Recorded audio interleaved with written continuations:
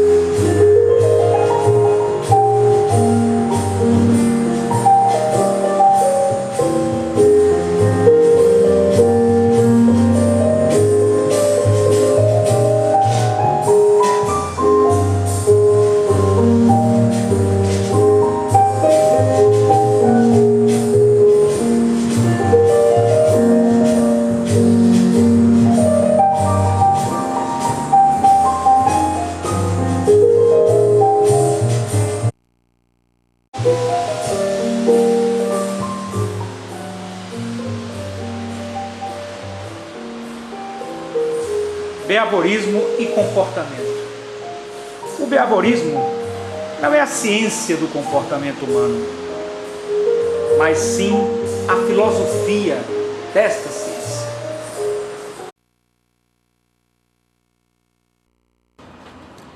Eu sou José Augusto Maciel Torres, doutor em filosofia, professor universitário. Tive a oportunidade de ser professor do doutor Martinez, que é advogado, bacharel em Direito, doutor em Educação e tem uma enormidade de títulos de pós-graduação lá do centro. Ele me pediu que eu explanasse aqui sobre exatamente o momento denominado de científico dentro da psicologia, que surge a partir de 1879, numa visão europeia, mais exato na Alemanha.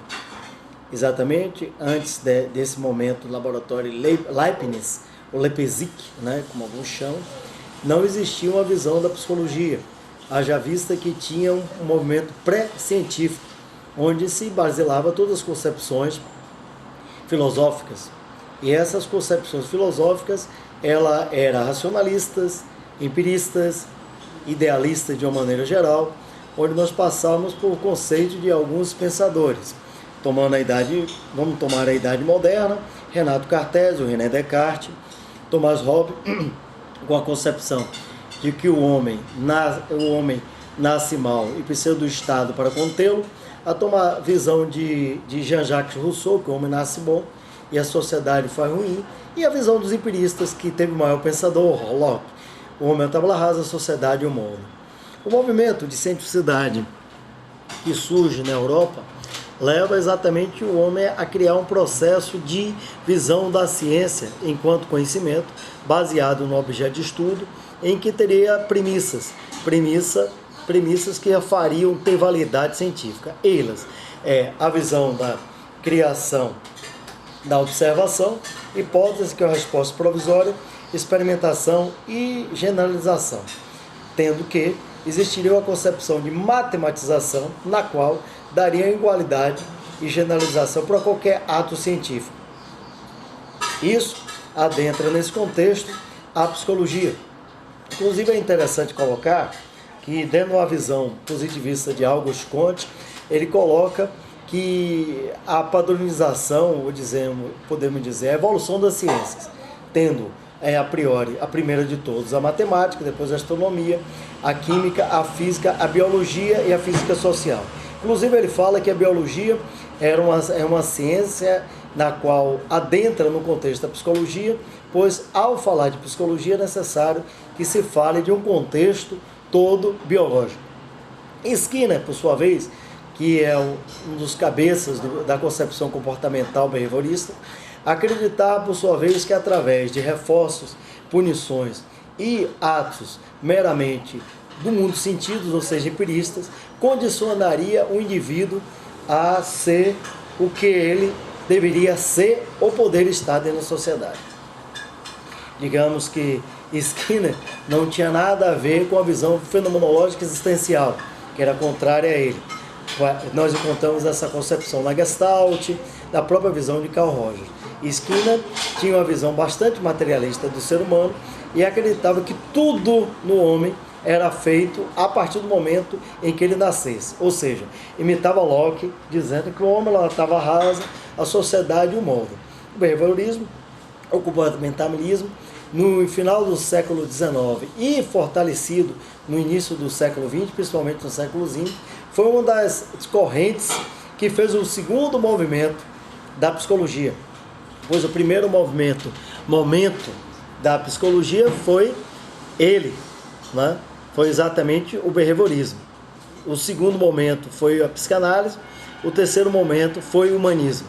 O behaviorismo, que se caracterizou exatamente na formação do homem a partir pós-vida, ou seja, o homem nasceu, como Locke dizia, uma tábula rasa e seria moldado de acordo com as condições da sociedade. Tem um filme épico e marcante do behaviorismo, que é o Laranja Mecânica, que mostra exatamente como a punição, reforços e fortalecimentos do indivíduo o fará com que ele, dentro da sociedade, seja o que ele é. Isto prova que não existe alguns aspectos de individualidade, ou seja, de singularidade, de concepção fenomenológica existencial, divergindo assim das concepções todas idealistas. Em verdade, toda a linha skinniana é uma linha aristotélica. Por quê? Porque a partir de Aristóteles e fortalecidos por os empiristas, a experiência, que significa empíria, né?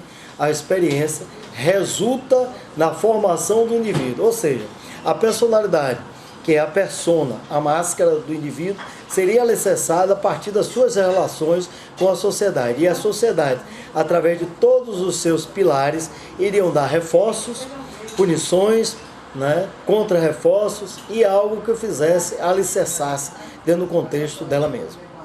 Professor Zé Augusto, como psicanalista, o senhor que é um psicanalista conhecido, professor de psicanálise, que eu tive a honra de ser aluno também, nos fale alguma relação entre a psicanálise e o que o Skinner falou. O que poderíamos ter de relação aí também, né? Veja bem, eram teorias antagônicas. Primeiro, Freud acreditava piamente na paradigma. Professor Augusto, então ele estava falando sobre psicanálise e Skinner, posições antagônicas. E a questão também do Skinner, a linha dele ser monista. É isso que eu gostaria que o senhor pudesse nos falar. Rapaz, são teorias completamente diferenciadas. A priori é importante colocar que cada contexto teórico criado, ele parte a partir do indivíduo, que ele tem o sujeito, que é ele mesmo, em relação ao objeto. Então, a visão de Skinner era uma visão, como eu já disse, empirista. Ele não aceitava o processo do inconsciente, diferente de Freud. A visão da psicanálise, ela é livre associação, né? Ela é, acima de tudo, significado dos sonhos, que é um ato existencial fenomenológico, ok? E o ato falho, que em verdade se caracteriza nas falhas da mente, condicionando a você externar algo que você estaria interiorizando, incubado. A visão de Skinner, ela é uma visão bem mecanicista positivista e é altamente voltado para o ser humano, enquanto, como eu disse, uma visão de Locke, homo tabula rasa. Já Freud não. Freud achava que o indivíduo, ele, por sua vez, inclusive quando ele lança o primeiro livro dele, que é o Significado dos Sonhos, que ele o escreveu em 1889 e lançam em 1990, mesmo ano que Oscar Wilde falece e também mesmo ano que Nietzsche vem a falecer, que Nietzsche, por sinal, foi um dos mentores intelectivos de Nietzsche Schopenhauer, foi um dos mentores intelectivos de Freud. É importante colocar que nesse momento, em 1900, da saída do século XIX para o século XX, vivia-se um momento de cientificidade na qual se realizava uma visão positivista, uma visão mecanicista, em que a organicidade era a condição sine qua